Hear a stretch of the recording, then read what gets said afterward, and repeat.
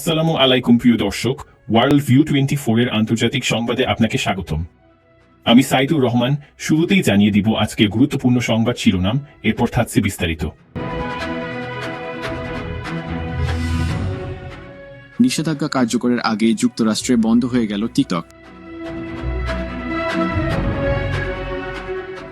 আরও জানবেন, প্রথম দিনই নির্বাহী আদেশের রেকর্ড ভাঙবেন ট্রাম্প।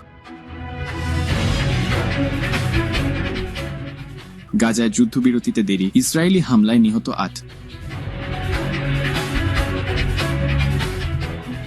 সর্বশেষ জানিয়ে দিব, শপথের আগে ওয়াশিংটনে হাজারো মানুষের ট্রাম্প বিরোধী র্যালি। দর্শক, জানিয়ে দিব আজকের আপডেট খবর। গাজায় যুদ্ধবিরতিতে বিলম্ব করছে ইসরায়েল। আপনারা শুনছিলেন আজকের সংবাদ শিরোনাম, এবার শুনবেন বিস্তারিত।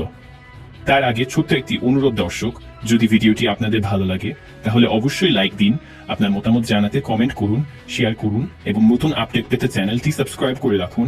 ধন্যবাদ।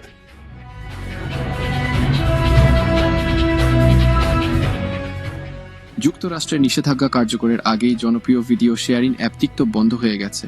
ব্যবহারকারীরা অ্যাপে একটি বার্তা দেখতে পাচ্ছেন, যেখানে জানানো হয়েছে টিকটক আর ব্যবহার করা যাবে না।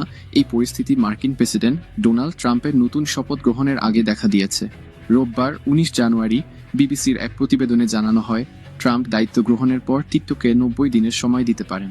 টিকটকে চীনা মালিক প্রতিষ্ঠান বাইটড্যান্সকে যুক্তরাষ্ট্রে তাদের শেয়ার বিক্রির জন্য মার্কিন কংগ্রেস আইন পাশ করেছিল, তবে নির্ধারিত সময়ের মধ্যে শর্ত পূরণ না হওয়ায় অ্যাপটি বন্ধ হয়ে যায়। মার্কিন সুপ্রিম কোর্ট শুক্রবার এক রায় জানিয়েছিল, বাইটড্যান্স যদি রোববারের মধ্যে টিকটক বিক্রি না করে তবে এটি নিষিদ্ধ হবে। আদালতের মতে, চীনা প্রতিষ্ঠানটির মালিকানা মার্কিন জাতীয় নিরাপত্তার জন্য হুমকি, কারণ তারা ব্যবহারকারীর তথ্য চীন সরকারের সঙ্গে শেয়ার করতে পারে। টিকটক আগেই জানিয়েছিল, যদি মার্কিন প্রশাসন কার্যকর পদক্ষেপ না নেয় তবে তারা বাধ্য হয়ে সেবা বন্ধ করবে। হোয়াইট হাউস ও বিচার বিভাগ এ বিষয়ে পরিষ্কার দিক নির্দেশনা দিতে ব্যর্থ হওয়ায় পরিস্থিতি জটিল হয়। টিকটকের যুক্তরাষ্ট্রে প্রায় ১৭ কোটি ব্যবহারকারী রয়েছে। দেশটির কংগ্রেসে পাশ করা আইনের অধীনে চীনা মালিকানাধীন অ্যাপটি ব্লক করার সিদ্ধান্ত নেওয়া হয়। এর আগে ভারত, ইরান, আফগানিস্তান, নেপাল ও সোমালিয়ায়ও টিকটক বন্ধ করা হয়েছিল। বিশ্বব্যাপী টিকটক নিষেধাজ্ঞার মধ্যে যুক্তরাজ্য ২০২৩ সালে সরকারি কর্মীদের ডিভাইসে এই অ্যাপ ব্যবহারের নিষেধাজ্ঞা দেয়। একই ধরনের উদ্বেগের কারণেই এসব সিদ্ধান্ত নেওয়া হয়। টিকটক যুক্তরাষ্ট্রে বন্ধ হলেও ট্রাম্প ইঙ্গিত দিয়েছেন, তার প্রশাসন এ সমস্যা সমাধানে কাজ করতে পারে। তবে আপাতত মার্কিন ব্যবহারকারীরা এই অ্যাপটির সেবা থেকে বঞ্চিত।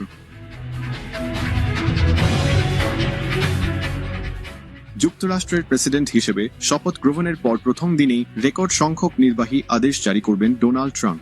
শনিবার ১৮ জানুয়ারি এনবিসি নিউজকে দেওয়া এক সাক্ষাৎকারে তিনি বলেন, অভিষেক ভাষণের পরপরই এসব আদেশ জারির প্রক্রিয়া শুরু হবে। ট্রাম্প জানান, ঠিক কতগুলো আদেশ জারি করবেন তা এখনো নির্ধারিত হয়নি। তবে তিনি বলেন, সংখ্যাটি রেকর্ড ভাঙবে, ১০০-র বেশি হতে পারে কিনা জানতে চাইলে ট্রাম্প বলেন, অন্তত ওই সংখ্যার মধ্যেই থাকবে।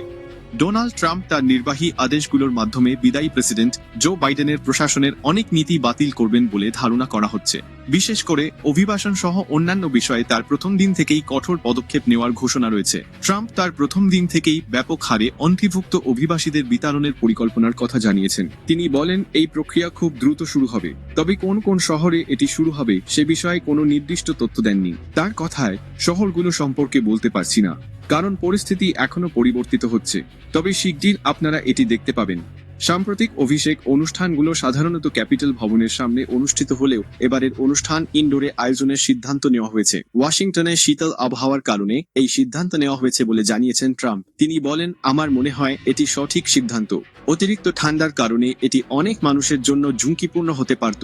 শনিবার ট্রাম্প তার গলফ ক্লাবে একটি ব্যক্তিগত অনুষ্ঠানের মাধ্যমে অভিষেক উৎসব শুরু করবেন। সেখানে আতশবাজি সহ নানা আয়োজন থাকবে বলে জানানো হয়েছে।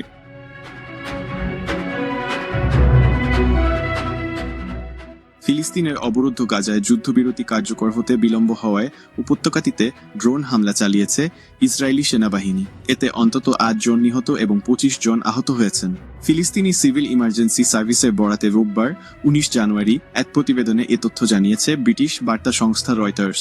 ফিলিস্তিনি সিভিল ইমার্জেন্সি সার্ভিস জানিয়েছে, যুদ্ধবিরতি কার্যকর বিলম্বিত হওয়ায় গাজায় ইসরায়েলি হামলায় কমপক্ষে ৮ জন ফিলিস্তিনি নিহত এবং ২৫ জন আহত হয়েছেন।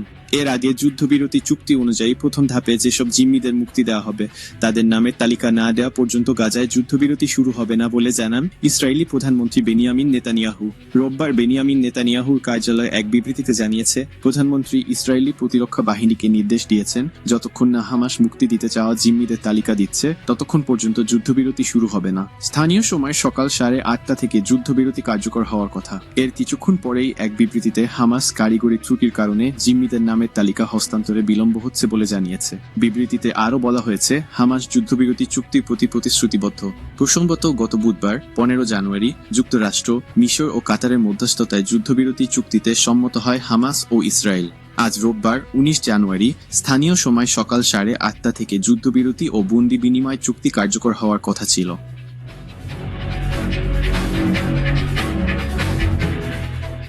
ট্রাম্পের শপথের আগে ওয়াশিংটনে পিপলস মার্চে বিক্ষোভ। ডোনাল্ড ট্রাম্পের দ্বিতীয় মেয়াদে শপথের দুদিন আগে ওয়াশিংটনে পিপলস মার্চ নামে একটি বিক্ষোভ অনুষ্ঠিত হয়, যেখানে প্রায় ৫,০০০ মানুষ অংশ নেয়। আয়োজকরা ৫০,০০০ মানুষের উপস্থিতি আশা করলেও অংশগ্রহণ তুলনামূলক কম ছিল। এই কর্মসূচি, যা আগে উইমেন্স মার্চ নামে পরিচিত ছিল, প্রথমবার ২০১৭ সালে ট্রাম্পের প্রথম শপথ গ্রহণের পর শুরু হয়। আন্দোলনের লক্ষ্য ছিল ট্রাম্পের বিভিন্ন নীতির বিরুদ্ধে প্রতিবাদ জানানো, বিশেষ করে জলবায়ু পরিবর্তন, অভিবাসন এবং নারী অধিকারের মতো বিষয়গুলোতে। লিঙ্কন মেমোরিয়ালের দিকে যাত্রা শুরু করার আগে প্রতিবাদকারীরা ৩টি পার্কে জমায়েত হয়। অংশগ্রহণকারীরা বিভিন্ন ইস্যুতে তাদের মত প্রকাশ করেন। গর্ভপাতের অধিকারের পক্ষে এবং ট্রাম্পের নীতির বিপক্ষে সমর্থন জানানোর কথাও বলেন অনেকে। প্রতিবাদকারীদের একজন ব্রুক ট্রাম্পের নেতৃত্ব নিয়ে অসন্তোষ প্রকাশ করেন। অন্যদিকে কায়লা তার আবেগপ্রবণ প্রতিক্রিয়া জানিয়ে বলেন, তিনি ক্ষুব্ধ, দুঃখিত এবং একই সঙ্গে আনন্দিত। একই সময় ওয়াশিংটন মনুমেন্টের কাছে একদল ট্রাম্প সমর্থকও জমায়েত হয়। তাদের উদ্দেশ্যে পিপলস মার্চের এক নেতা বলেন, নো ট্রাম্প, নো কে। সান ফ্রান্সিসকো থেকে আসা সুশি এবং তার বোন আন্নে আগের মার্চের স্মৃতিচারণা করেন এবং বলেন তারা এখনও ট্রাম্পের নীতির বিরুদ্ধে প্রতিবাদে সক্রিয়। ট্রাম্পের দ্বিতীয় মেয়াদের শপথ গ্রহণ উপলক্ষে তিনি ভার্জিনিয়ায় তার গলফ ক্লাবে অনুষ্ঠানে যোগ দেওয়ার পরিকল্পনা করেছেন। এর মধ্যে আতশবাজি ও অন্যান্য ইভেন্ট অন্তর্ভুক্ত ছিল।